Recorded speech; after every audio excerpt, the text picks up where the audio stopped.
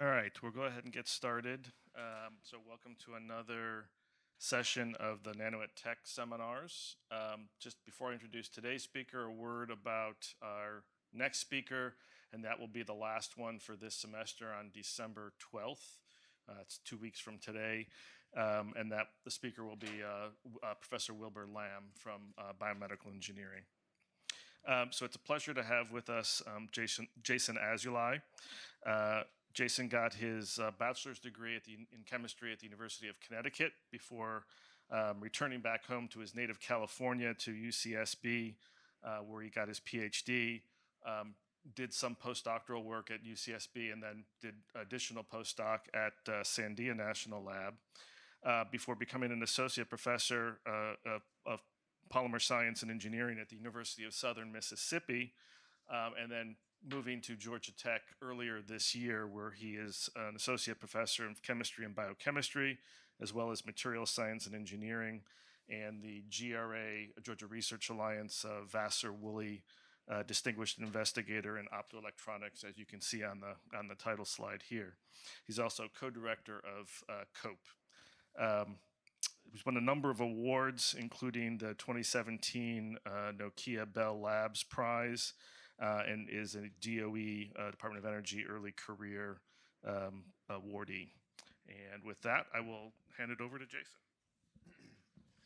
All right. Thank you so much for the introduction, David. Let's see where I want to put myself for the seminar. And thank you to those of you that braved the cold and came out today. I want to tell you, before I get into my talk, a little bit about what my group does, just a broad overview. We have four main research areas. One of those is really infrared organic optoelectronics. We've pioneered organic materials for use in the infrared region of the electromagnetic spectrum. We really do everything from the synthesis of new materials, controlling exotonic and quasi-particle properties, to device fabrication and engineering at a relatively high level within my group. And we have a very holistic approach for this project. In the area of strongly correlated open shell systems, we've shown that extended π-conjugated structures give rise to new electronic and spin structures and spin configurations, and we can make materials that are suitable for a wide variety of emerging technologies, quantum, conductive, magnetic, etc., all using light element materials. I'll talk a lot about these today and the evolution of this program. We also work in the area of chemical sensing, where we're really targeting, realistic concentrations of hard analytes like phosphate, nitrates, anions at environmentally relative concentrations in complex aqueous environments. So, for instance, part per billion, part per trillion phosphate, with everything else in there, right? So very, very challenging problem. And our bread and butter is really catalysis and synthetic methodologies, primarily concerned with new synthetic methods towards high performance, aromatic, or engineering type materials. So non-conjugated, but again, used in a variety of technologies. And the way I kind of really like to, say what my group does is we really develop fundamentally new technologies by enabling advances in polymer synthesis. I always like to say it's our catalysis that's gotten us into all of this trouble here, right? So we started with a synthetic problem, and now we have these programs that have grown out of it. Okay, so today I'm going to talk to you about conjugated polymers. What are conjugated polymers? They're an emerging semiconductor material that are emerging after decades of R&D. You've probably heard about these. They are used in a broad variety of technologies: flexible electronics, printed circuits, flexible solar cells, energy-efficient solid-state lighting, emerging displays. I don't know if you've ever seen some of those new expensive OLED displays. They look fantastic. These materials offer numerous benefits. They're used in a variety of technologies, and there's so much interest in them because you can really use basic synthetic chemistry in order to tune the optoelectronic, the electronic, and other properties of these materials. So materials like this are actually quite easy to synthesize, and you can tune the electronic structure across a broad range to target a variety of different technologies. Despite these benefits, there's many limitations. For example, one of those is they only operate in a very narrow region of the electromagnetic spectrum. That's changed quite a bit in recent years. It might be good for me to update this slide. They're structurally and energetically heterogeneous, right? And this really complicates new models for describing their electronic structure. So a lot of people try to relate their electronic structure to conventional inorganics or crystalline materials, and there's definitely big differences. Another huge challenge, and one that actually inspired me to go into this area when I was a young assistant professor, was that emerging molecular technologies actually require that we control things like structural and energetic heterogeneities, right? Control of spin and associated processes, electron correlations, magnetic properties, quasi-particle properties, quantum phenomena. In the organic materials world, that is not available using current synthetic technologies. It's a very, very, very hard challenge, right? And we've all seen, regardless of our field, the importance of controlling spin, controlling quantum properties. And this is really a fundamental, chemistry challenge at the heart of it. So just a broad overview of some of the things my group has done in this area, because I'm not going to have the opportunity to talk about everything. We've developed new synthetic methodologies for modularity, systematic property control, new functionality, new monomer chemistries. We've increased the speed and the scope of what you can do. For instance, instead of making one polymer, we can now make 50 at a time, and we can screen properties. We've demonstrated the first example of structure function properties really across the electromagnetic spectrum. And we've discovered a lot of new things doing that. We've demonstrated new classes of infrared semiconductors that operate beyond the cutoff of silicon through engineering some quantum and other emerging properties. And we've also discovered and demonstrated a lot of new functionality: transport spin, magnetic, thermal, nonlinear optical, excited state, coherent.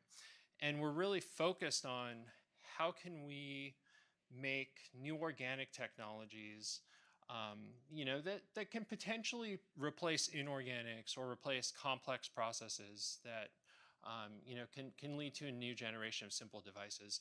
We don't really work in the same areas as the rest of the field on organic photovoltaics or field effect transistors. We really ask questions of what new technological needs are there and how can we address that. So that started quite a few years ago. I started working in devices after a PhD in hardcore organometallic chemistry and homogeneous catalysis. And I can honestly say I had absolutely no idea what I was doing at the time. And, if we think about devices that operate in the visible region of the electromagnetic spectrum, like your cell phone camera, these leverage a mature complementary metal oxide semiconductor process. There's billions of these, they're cheap, they're ubiquitous. But if you move over into the infrared region of the electromagnetic spectrum, these devices become much more complex. And they start to become cost prohibitive. They're incompatible with CMOS. They require cryogenic cooling. And I was pretty shocked to learn this, right? And I'll talk more about this as we go on. We're all aware that the world generally uses epitaxial semiconductors for electronics. They're mature. Silicon is cheap. But even as you go into the infrared, the cost of point detectors and cameras becomes really expensive. And despite, a 60-year need, probably longer at this point, we are still dependent on epitaxial or prototypical semiconductor technologies. Things like mercury cadmium telluride, indium gallium arsenide, germanium, lead salts. I mean, these dominate. Despite decades of research in other areas, there has not been progress. There has not been functionality that even comes close to providing what's necessary for commercial technologies. And as we all know, thermal detectors are still pretty expensive. So what are the needs? significant cost reductions, right? I'm just showing a basic camera here, but when you build this up, when you do the optics, when you do cryogenic cooling, I mean, you're at least $30,000-$40,000, and you're just really limited in what you can do. Scalable fabrication, right? Heterogeneous integration, performance attributes, geometric forms, mechanical properties, et cetera, that are not currently available. So again, right, just the cost of fabrication and the devices, really make these expensive. So if we think about solution phase synthesis, things like spray coating, spin coating, inkjet printing, doctor blade or roll-to-roll coating, there's a lot of advantages to using emerging semiconductor materials. One, disordered materials would enable large area processing, many performance advantages in terms of operating temperature and resolution for different reasons. But if we think about different emerging technologies, so organic semiconductors, quantum dots, perovskites, well, organics and perovskites don't operate in the infrared. That's what we know. And the quantum dots that do just don't quite cut it, right? Some of the leading quantum dot technologies, lead is very problematic. I started a company at one point, and everyone I talked to, I'm like, well, did you guys try lead sulfide quantum dots? And they're like, we can't use lead in commercial technologies. Mercury and cadmium and tellurium, same reason, and a lot of the longer wavelength detectors also require essentially low temperature operation, and there's also problems fabricating cameras using those technologies. So, okay, so we know that new IR detection and transduction materials are really just critical for all these devices, right? And what's really needed is the base semiconductor, base tunable semiconductor that can address the needs of many emerging technologies. For example, shortwave infrared light can see through the skin. You could do a lot with wearable and medical. If you could have an uncooled camera on a drone, you could do a lot with precision agriculture. You could sort plastics and have advanced machine vision. So people want this. There's a need, but it hasn't really been achievable. So let's talk about organics. If we think about an organic photodiode, those are different than their inorganic counterparts. In these materials, right, a photon with radiation above the band gap is going to come in, it's going to hit a polymer or molecule. It's going to form an exton, so a coulombically correlated electron-hole pair. That requires a thermodynamic offset to dissociate, and this contrasts strongly with inorganic semiconductors, where you get direct charge generation in these materials. You can already see, right, like maybe that would provide some advantages, but there's also going to be major disadvantages. So as a synthetic chemist, when I think about excitonic light detection or harvesting, what do you need? You need a semiconductor with the appropriate band gap or properties. You then need to tune, charge photogeneration between your donor and acceptor molecules. There's all this complex quasi-particle dynamics and photophysical phenomena that is still not related to electronic structure. You then need to control exciton diffusion, charge transport. The rules for that are not incredibly well articulated. Interfaces, contacts, physics, that can be tuned relatively well. These carry with them complex morphologies, which also need to be tuned and understood.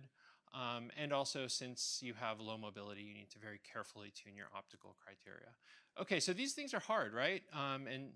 And when we make a molecule or when we make a polymer or a solution processable semiconductor for people, we have to take all of these considerations in mind. And when I came in the field, there was really no way to even carefully tune the basic properties of these materials. That's in the visible. Long wavelength light or technology poses additional considerations over multiple spatiotemporal timescales. And one of the biggest ones is the energy gap law. And what the energy gap law says is that increasing vibronic wave function overlap at narrow band gaps actually leads to diminished exciton lifetimes. So that exciton or that squiggly thing that I showed you that had to dissociate, those have no lifetimes. And that's why you do not see longer lived excited states in the infrared, and that's why you don't see infrared organic optoelectronics. And this this was our challenge going in. How do we move beyond the energy gap law, and what are its limitations and potentials? I'll talk a little bit about how we did that. To first understand that, it's good to understand a few molecular design principles. I'll try not to get too chemistry in this talk. There's a couple ways to tune the bandgaps. Tuning the bandgaps in organic materials has traditionally relied on tuning the gap so that you can maximize the amount of the solar spectrum that you're going to efficiently harvest. Initial design paradigms showed that if you favor quinoidal forms, you actually see a significant narrowing of the bandgap. So that's one strategy, favoring quinoidal character. Another strategy is polymerizing monomers with decreased HOMO-LUMO energies. And the dominant strategy to date is what people call these donor-acceptor polymers, where you have electron-rich and electron-deficient heterocycles. These allow hybridization of your molecular orbitals, and you can more effectively tune the gap of the material. So we're seeing, in moving from this homopolymer to this donor-acceptor polymer, we almost get out to 1,000, right? Which is essentially, let's cut off of silicon. There it is, about 1,100, right?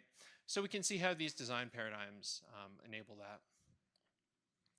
And we can also see that this works well in solar cells or light detectors out to about 900. So when we came in, we were like, okay, how can we more effectively tune the properties of these materials and understand them? And what we did was we just took a prototypical framework and we introduced this substitution pattern into it. So this is cross-conjugated. Basically, there's some electronic communication within the backbone. Obviously, the dominant transport pathway is along the backbone, but this interacts, and we can see that you effectively have the same highest occupied molecular orbital, but you do see some delocalization of the LUMO onto this cross-conjugated substituent. The way I like to describe conjugated polymers to people is that when you have a small effect in one monomer, instead of having that in a small molecule, that is additive over the chain and can actually have very, very profound effects where it wouldn't have large effects in the small molecule. So we had to make these things, right? I told you we did some modular synthesis. So we picked building blocks. They're derived from commercially available anilins. If you're not an organic chemist, you know that there are tens of thousands of these. They're readily available. You can just buy a bunch of them. And we came up with synthetic approaches where we could use anything just out of the bottle. So if we take something like cyclopentadiethylene ketone, we can easily convert this to the dibromide. This reaction is facile. And using titanium tetrachloride, our aniline of interest, a base, we could really cleanly install an imine functionality onto the bridgehead position. In an analogous manner, we targeted the corresponding alcohols and aldehydes. Again, right, thousands of available materials, and we could, in one reaction, just convert these easily to the bromide. We in situ convert this to the Wittig, and we can click these on. So you now have access to fully modular scaffolds, right? Easy peasy. What's the problem with these? Essentially, if you have a dibromide here and you have a cross-conjugated substituent, you cannot use an alkyl lithium or strong base to alkylate and deprotonate it. So we just came up with a different type of stanylation where we use hexamethylditin. We can install these two tin groups. We make this reactive monomer, and then we can easily polymerize it with any reasonable acceptor with dibromo groups, and we came up with some end functionalization methodologies, so we could put anything on the end of this chain. What's unique about all these synthetic pathways is they are the same. We optimize them to be the same exact reaction conditions for everything. You don't have to change them. I have students, brand new students come in, and they run the reaction the same way. You get a new material out. So we really democratized all of this. And we've been able to do a lot of studies by doing this. So what I want to show is one example of a polymerization reaction that we developed. And it's not important what the structure is. I'll show why it's important later. But if we take these monomers and we mix them, right, and we hyperconcentrate them, we can actually control the molecular weights that we get out from about 10,000 to 125,000 by controlling the heating time and controlling the concentration. And what happens here is this polymer reacts to a certain molecular weight, and it's no longer molecularly soluble, right? So the catalyst, the polymer, they can't do anything. They just sit there. And if we use stepwise heating, we kind of bump up the temperature a little bit, goes into the solution, does a few more couplings, caps at a molecular weight. So we can effectively control that, right? And we get a really nice polymer out. You can see this tube is upside down, and it's now a gel. We also use microwave heating, and microwave heating is really advantageous because this reaction proceeds in about 45 minutes versus a week. We've actually gotten polymerizations down to about 5 minutes. So with an auto sampler, we can effectively make new semiconductors very, very quickly in the laboratory. And we can also in situ and functionalize these if need be. So we just inject these and heat them some more. I don't want to say really easy chemistry, but it's set up to be very fast and rapid. And my group's probably made over about 1,000 of these materials and studied their properties. So we've been able to do a lot with structure-function property relationships. Okay, so one study that we initially did was we demonstrated the first example of systematically modifying the LUMO. We used these for a lot of photophysical studies related to energy transfer. We learned a lot about energy transfer. I'm not going to cover too much of it, but articulated some really nice photophysics. What was really shocking to us, though, was we really couldn't control the band gap. That was kind of the thing. Like, how do you control the band gap of organic semiconductors? And we asked ourselves why. I mean, we put every freaking combination together. We put every electron withdrawing, donating constituent. Nothing was happening. And what we discovered was that if we systematically modify orthogonal bulk, right? So we have our chain in the backbone, and then we systematically modify this bulk.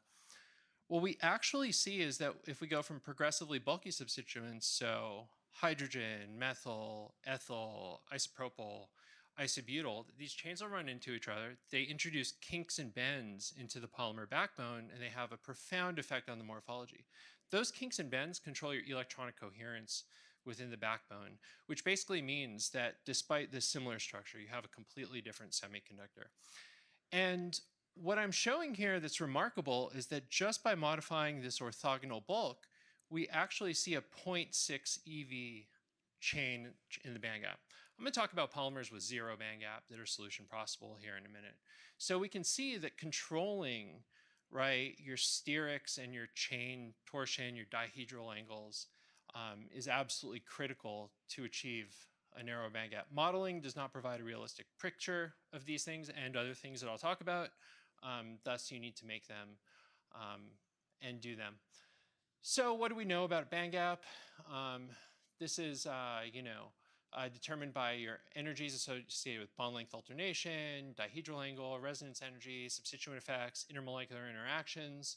If we go to acceptors that are more strongly withdrawing, we narrow our band gap quite a bit, right? We go to about 0.4. This cross-conjugated substituent will allow us to effectively tune the bond length alternation. And the outcome of this is that we can actually go all the way to essentially almost zero band gap in neutral materials. And we're really just focused on how these how the electrons are communicating along the backbone. So if we have this material here, so all these backbones can be considered isoelectronic. What's happening is that you have an sp3 hybridized groups here, which are providing your solution processability, right? And we can see that our band gap is about 0.45 EV. There's still some distortion back here, but we have a strong quinoidal bonding pattern, which effectively, keeps your chain pretty much rigid. If we remove the solubilizing groups, we get more electronic coherence, and then we can also tune electronic properties and electronic coherence and effectively get absorption that moves out to about zero. Okay, great. So we now had dozens and dozens of materials, and you know, we put them in some devices, and we saw if we got a photo response. We saw absolutely nothing, right? And that was totally consistent with the energy gap law. They did some other interesting things. I'm going to talk about those as well, but I will talk about how we start to eke some photocurrent out of these materials. So what we found was that if we take our carefully controlled materials and we aggregate them in a certain way, right, where we have you know, coherence of the exciton between two chains, and we also control transition dipolar couplings, that what we see is we see an evolution of the excited state properties. So what I'm showing in green here is I'm showing the dynamics for the single chain. And what that basically says is that in this narrow bandgap material, there is absolutely no exciton lifetime. And that's consistent with the energy gap law. If we aggregate these appropriately, we see a 10 to 100 amplification of the exciton lifetime. And if we add some PCBM, we see that we form a polaron or a charge carrier in this material. And this really comes from having a lot of care in how we control aggregation, how we control chain orientation, how we control transition dipolar couplings. If we increase the delocalization of the exciton along multiple chains, we're reducing the reorganization energy. We're buying ourselves, you know, more excited state lifetime at longer wavelengths. Okay, so we discovered that we could increase this 10 to 100-fold in the aggregated state. The design guidelines for these polymers are pretty rigorous. They have to aggregate in a certain way. But when we made a series of devices, and what these devices are, as I showed previously, they're just blends of our donor polymer and an acceptor, such as a fullerene or a small molecule. We can you know, organize our solution processable layers, get us correct energetic offsets. And what we see is an increase in quantum efficiency. So what I will note is that in conventional materials, your quantum efficiency effectively goes to zero around the cutoff of silicon. We're now up at 60, 70%, you know, starting to go into the near IR, the shortwave infrared. And we see that started to increase, consistent with longer lived excited states. We can calculate the specific detectivity. That's the main figure of merit. Takes dark current and EQE into account. In a photodetector, what you're essentially looking at is your signal to noise ratio. So we don't care too much about power. We you know, get our noise spectral density from measurements of the shot, thermal, and 1/f noise through various measurements. And what we see from these initial materials is that we actually have very, very high specific detectivities, and detectivities are extending out to 1.8. So this is pretty state of the art. Its performance is comparable to germanium or indium gallium arsenide in these spectral regions. And we have this going out to 1.8. And I didn't put any of this on the next slide, but we've extended this out to about 2 microns. These are world-leading materials. A lot of them are now being commercialized, and we're still learning a lot about the fundamental physics. We've just gotten a DMREF project from the NSF to kind of further understand these design guidelines as well. So these materials operate to about 2. We can make a bunch of really, really useful devices. So you know, we collaborate with various engineers. We do some different stuff in-house, but our Bell Labs Prize work was really the first demonstration that we could see through the skin with shortwave infrared imagers, you know, that could operate at physiological temperature that weren't toxic, and do things like measure augmentation index, heart rate variability, blood oxygenation, and also continuous blood pressure monitoring. And we've shown a bunch of different optical and also camera and imager prototypes that work in these spectral regions. Okay, so great. So we were able to turn these on, you know, maybe for another 1,000 nanometers. But we discovered something really, really interesting. And what we showed was that as we go to these narrow band gaps, what we noticed was there's a complete discontinuity in the structure and dynamics and the physics of these materials. What had happened was people had historically put a lot of them into devices. They don't work. They threw them away. But what we discovered is that at narrow bandgaps, instead of having spin parity electronic configuration, you actually get a partially occupied near degenerate or degenerate orbital manifold. And that depending on how you tune your structure, you can actually go from a closed shell to an intermediate open shell, right, to essentially a radical, to high spin materials. What I will note is that in the world of organic chemistry, you cannot stabilize high spin configurations. They are unbelievably unstable. They catch on fire in air. They last for a second. I'm going to talk about how we now have bench and device stable high spin species in organic materials that actually we've passed 5-year benchmarks on device performance for. So the big question is, what's happening? How do we get here? And what can we do with it? So again, right, our synthetic approaches allowed us to systematically control properties in the near IR, long wave infrared. It's important to consider that you have much stronger electronic correlations in these polymers. In traditional conjugated polymers, maybe 5 to 10 repeat units are communicating. You have a kink or a bend, so there's not much communication. These are quite rigid. You are seeing the molecular weight is 25,000. You're seeing communication across the whole chain. And that's really a new regime for organics. I know graphene has all this stuff going on and is way more correlated. But again, right, these are much more correlated materials.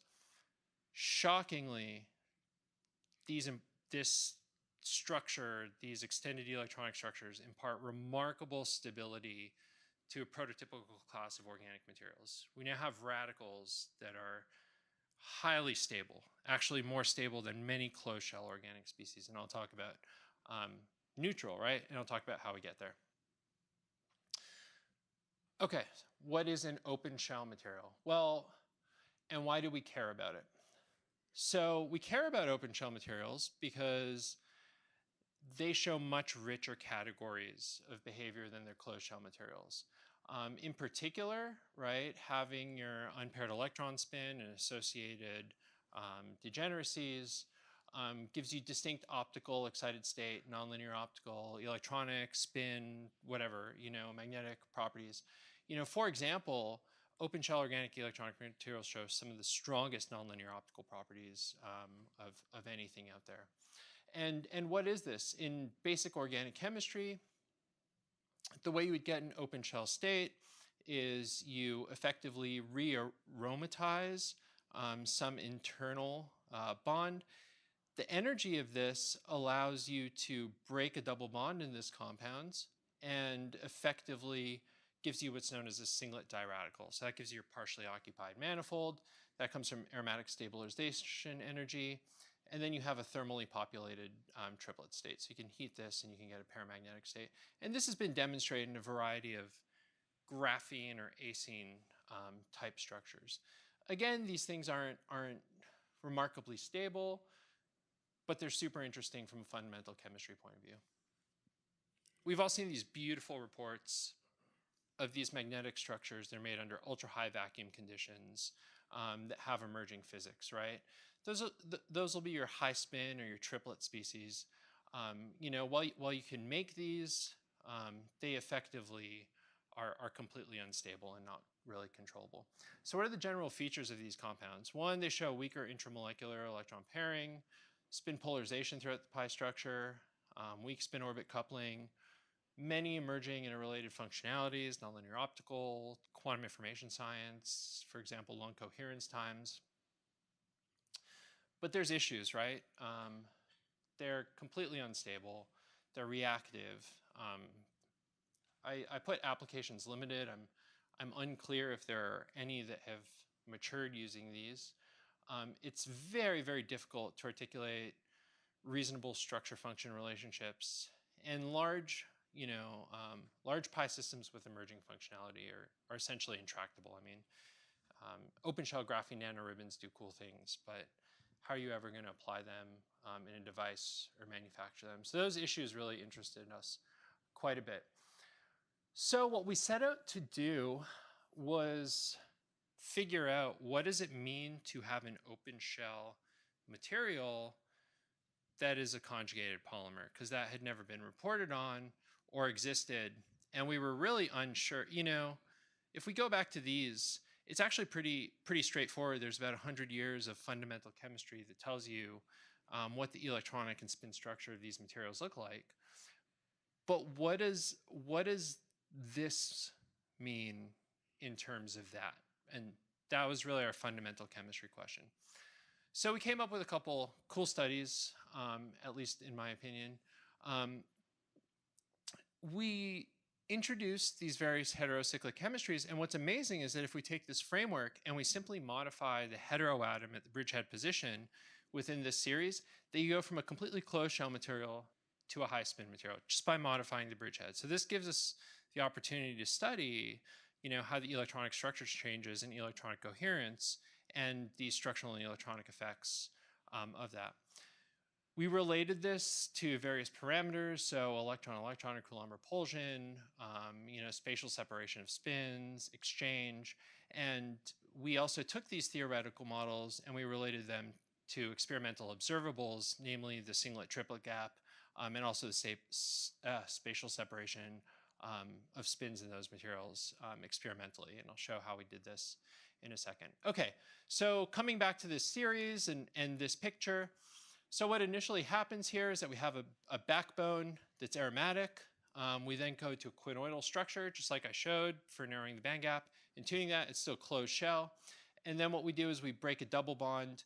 We distribute that resonance energy throughout the chain or with the different portions along the chain, and we re-aromatize different components within the backbone, and we actually go from, you know, something with a band gap to effectively a zero band gap that is now open shell.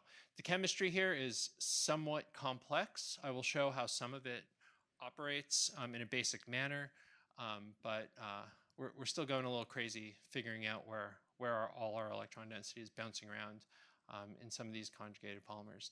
See how I'm doing on time. Ooh. Okay. So I'm going to have to speed up a little bit. All right, so we chose these two materials. If we look at the basic calculations here, what we can see is that with this bridgehead, we effectively saturate a certain singlet triplet splitting. And then at this, right, we will effectively go to a zero band gap, have diradical character. And that correlates with spatial localization of spin to opposite sides of the macromolecule, which we can see from here. So here we see our alpha SOMO and our beta SOMO. They're starting to localize to distinct regions of the molecule.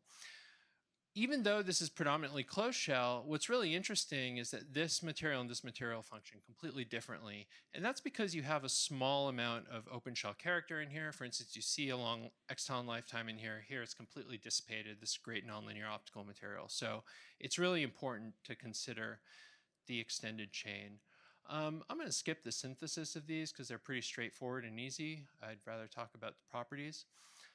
So if we just compare these two materials, right, we see a huge difference in the solid state optical properties. One is essentially zero band gap, one has a reasonable band gap. These are reflected in the cyclic voltammetry, and we can see that one is semiconducting and one shows intrinsic electrical conductivity in the absence of any external dopants.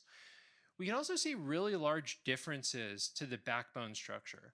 For example, in our carbon substitute bridgehead, we have fully quinoidal bonding pattern. We have a very, very rigid polymer. We have backbone stacking. And in this polymer, it's a little more floppy, right? We have, you know, dihedral torsion, and that also reflects in the solid state electronic properties. Again, right, all of the substituents, all of the solubilizing substituents are the same. So these come from effects along the conjugated backbone.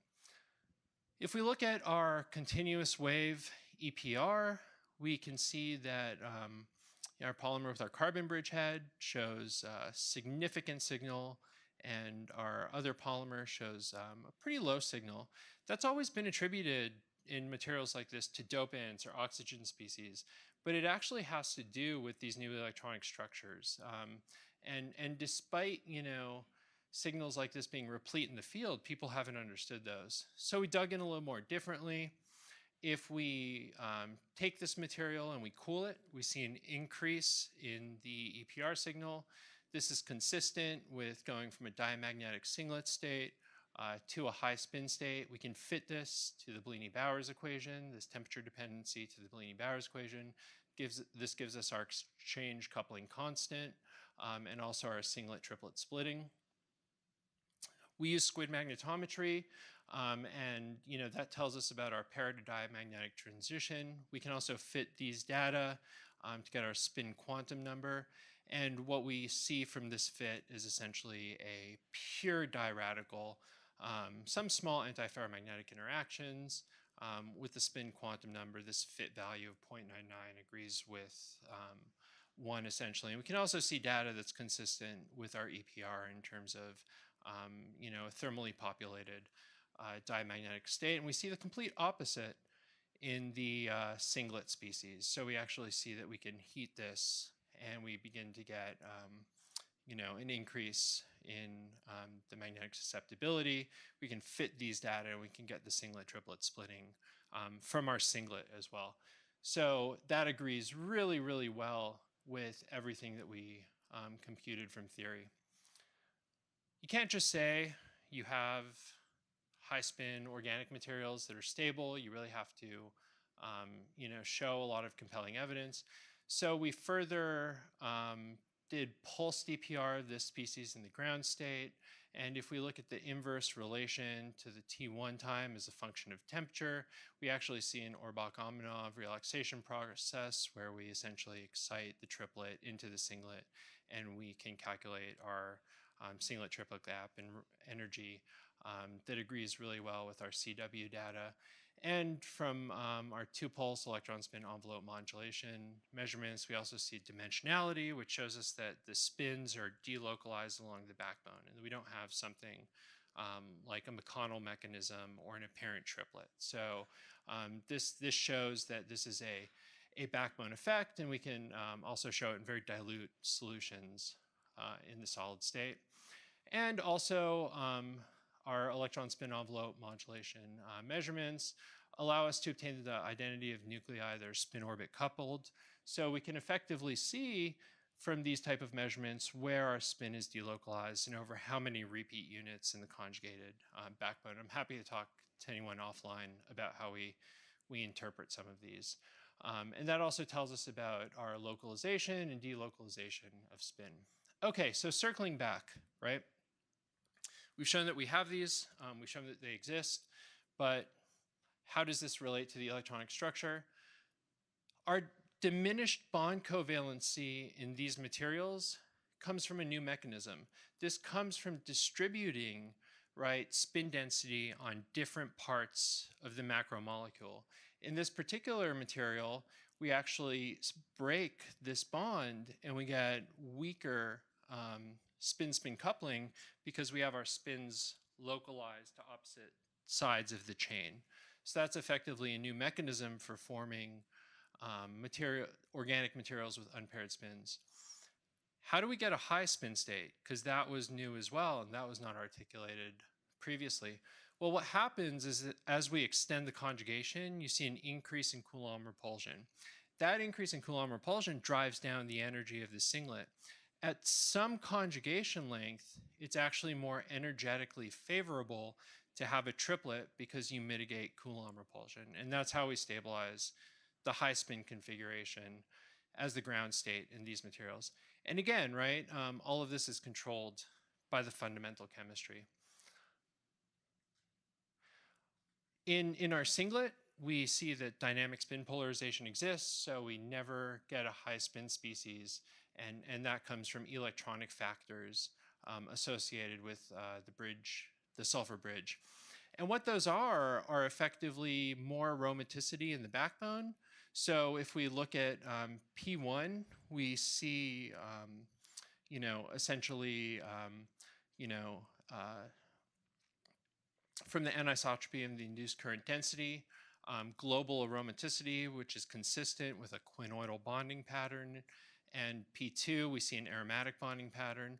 And that donation of lone pairs into this backbone, again, you have an additive effect, gives you a much more distorted backbone, which is consistent with GWAX and also precludes the bonding pattern to give you strong quinoidal bonding along the backbone of this material. And we can also infer that from the bond lengths and angles, right? So your electronic structure also controls your solid state structure. All right, great. That was a lot of chemistry for the non-chemists in the room. Thanks for dealing with me. So what are these good for, right? Well, if we look at this particular material, shown here in blue is the absorption of the polymer. We can actually see that we're still absorbing quite a bit all the way to 16 microns.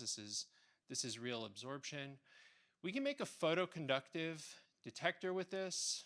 Really, really basic, simple device. These are actually really, really good for screening new materials. And we see an increase in the photocurrent when we illuminate these with shortwave, midwave, and longwave infrared light. That doesn't happen in traditional materials. You actually get no signal to noise. So the correlations and the unique electronic structures actually play a significant role in enabling infrared detection of these materials. We can convert the photocurrent to responsivity and then specific detectivity. And what we see is specific detectivities that are dependent on the noise mechanism that are comparable to cooled inorganic materials. We compared the response time to a cooled in-gas detector. Obviously, cooled in-gas was better, but our response time correlated really, really well with the mobility of the materials and has allowed us to improve it quite a bit, but still have enough response for imaging. Air Force of Scientific Research did not believe me at all, so we sent them devices and they verified it. And then they didn't believe that we made it with a polymer, so we sent them polymer and they verified it. And now we have a really nice big grant from them on this, and a lot of people are excited. But if we look at our photodiode and also our photoconductor, what we see is detectivities or signal to noise ratios that are comparable to cooled mercury cadmium telluride, indium gallium arsenide. And these plots here are actually commercial technologies or very mature technologies. We are much more sensitive than emerging semiconductor materials, black arsenic phosphorus, palladium diselenide, et cetera, et cetera. So we really have leading materials now for infrared detection. It's really important to remember these devices are almost unoptimized. They are just spin coated onto gold electrodes, and we do our measurements. So there's still a lot to do. I mean, PN junctions, work function of the metal, device architecture. We've also demonstrated about 4 years stability, particularly for the photoconductors. So just shows how that brand new chemistry allows us to enable a photo response. What else can we do that's really cool, at least in my opinion, is we can also introduce different chemical functionalities in here to control the electronic topology, right? So I previously showed you a material where we had our spins localized to different sides, but they weren't too localized. We can control that localization to a significant extent. And if we look at why that's important, maybe for one particular material, what we can see here is that, in a spin-coated film of that material where you have more localized spins, right? We basically see two chains with weak antiferromagnetic interactions.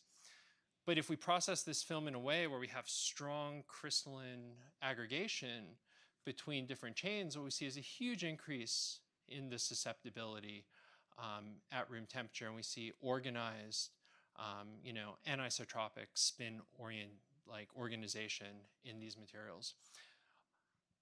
From this, we can effectively see very, very small pi-pi stacking distances, strong crystallinity, and what that allows us to do is really get magnetic ordering from these organic materials. This is a first example of magnetic ordering in an organic material really above cryogenic temperatures all the way to high temperatures, and we can actually use a 2-fit Brillouin function and look at different different components of the film, so your amorphous or your crystalline aggregates, and we see that we get many spin systems interacting, and we achieve that ferromagnetic spin alignment, which has not been previously achievable in organics, through controlling the topology and how the SOMOs interact with the electronic structure of the backbone of other materials.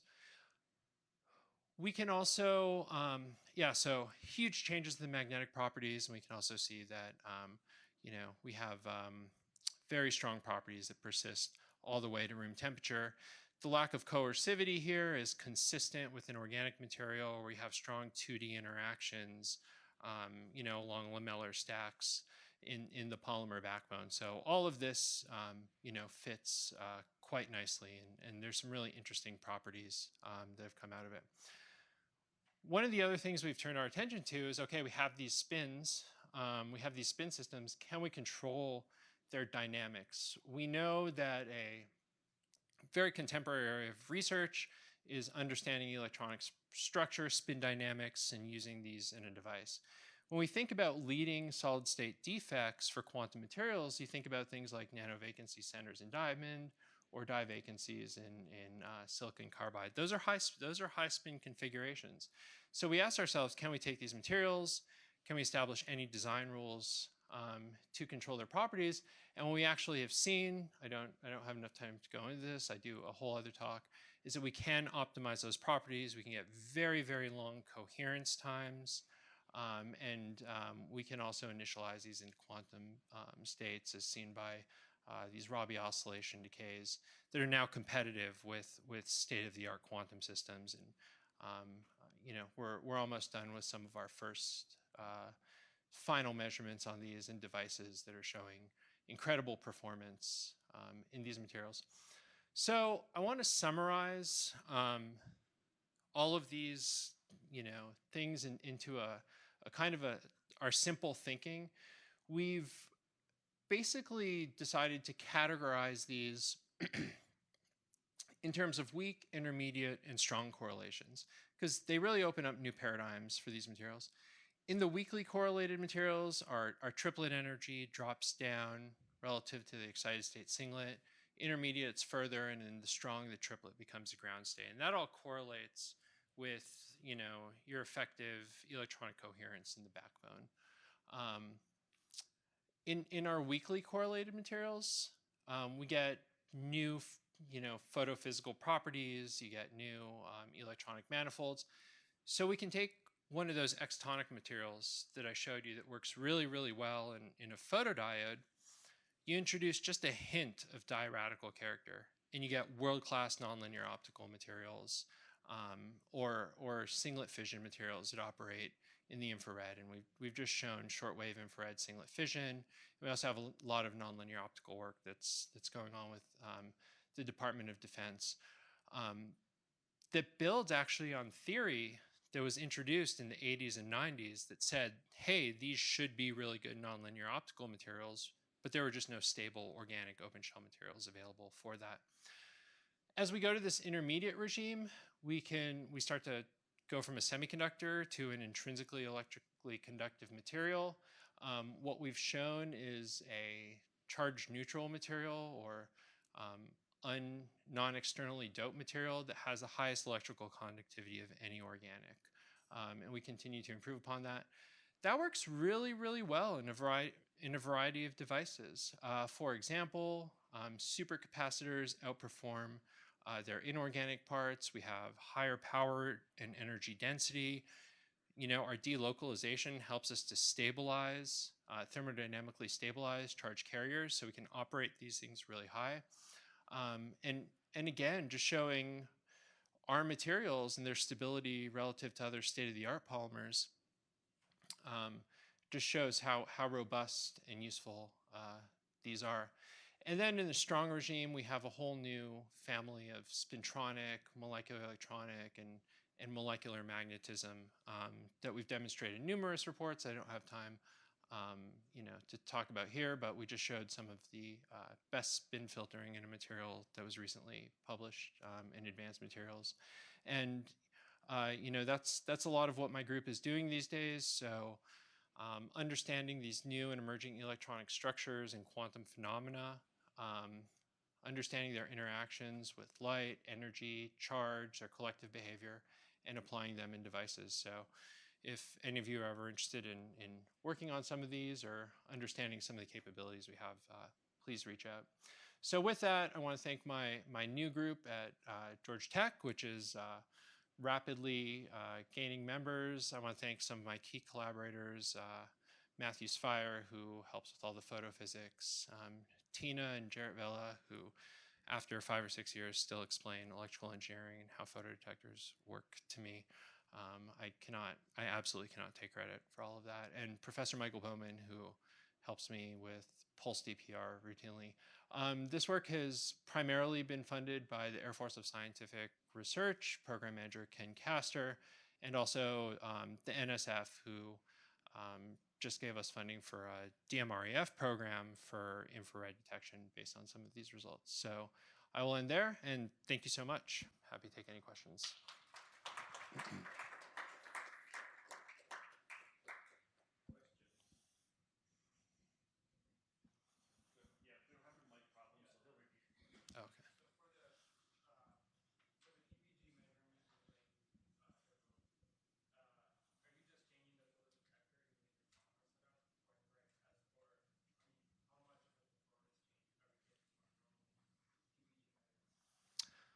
So the question was, are we just changing the photodetector for the PPG measurement, and how much of a change are we getting?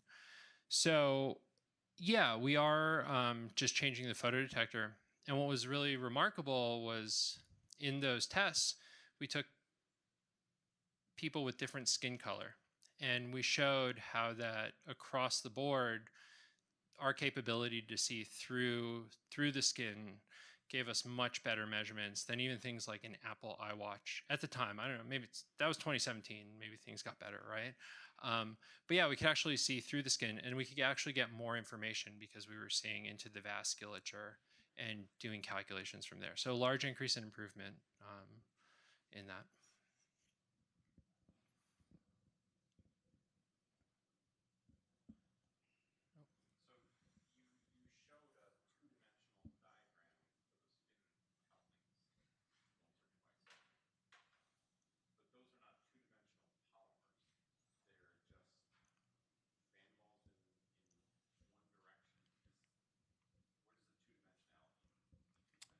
Okay, good, great question. So what we do whenever we do these studies, because you have this, oh, I'm sorry, I have to repeat the question. I forgot about that. Okay. The question was, you're showing two-dimensional diagrams for the spin-based properties of these materials. Are they just two-dimensional? Where does that come from?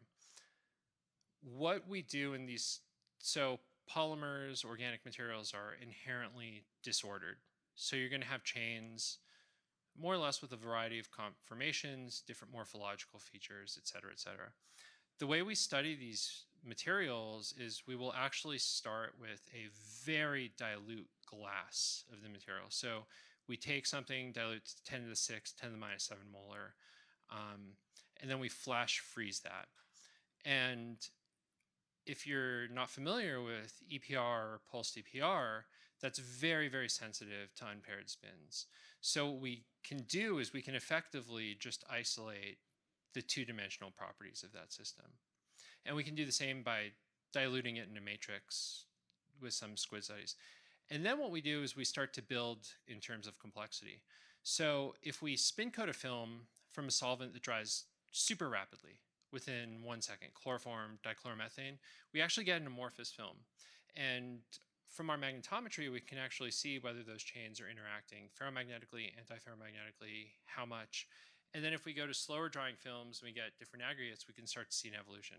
So we have to look at the continuum of all those properties to start to make sense.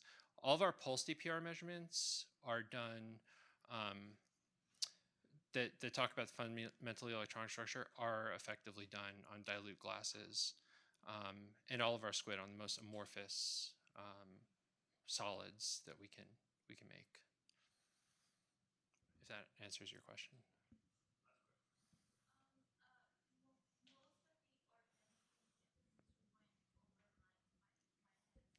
I apologize.